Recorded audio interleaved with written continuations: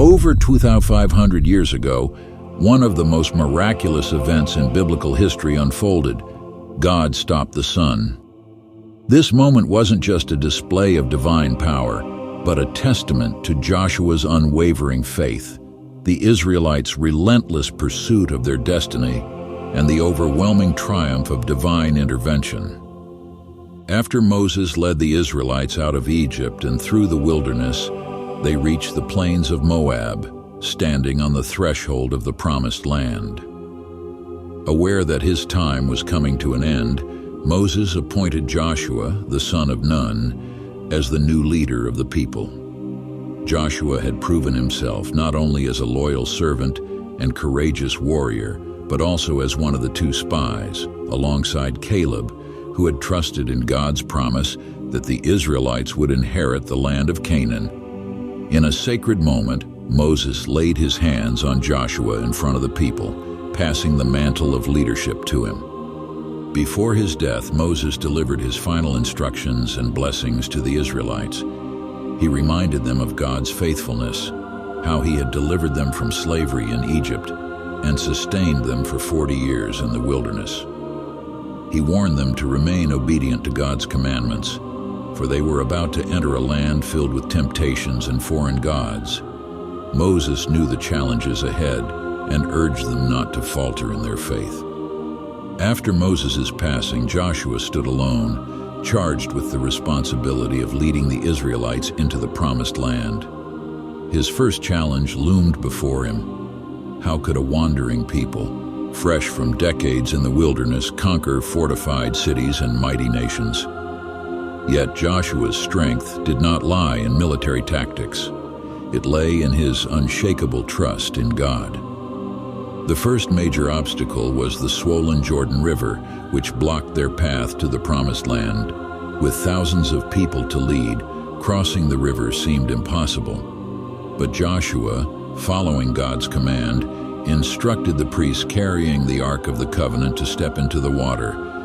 As soon as their feet touched the river's edge, a miracle occurred. The waters parted, standing like walls on either side, allowing the Israelites to cross on dry ground.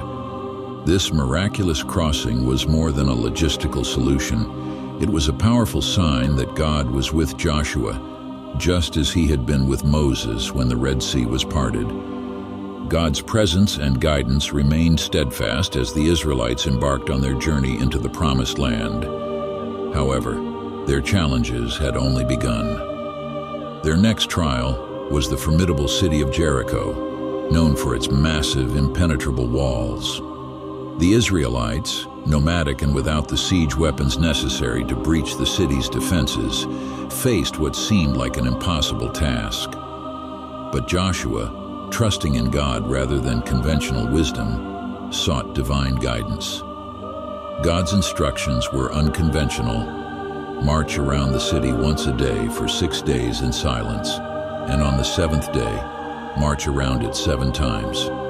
After the 7th lap, the Israelites were to blow their trumpets and shout.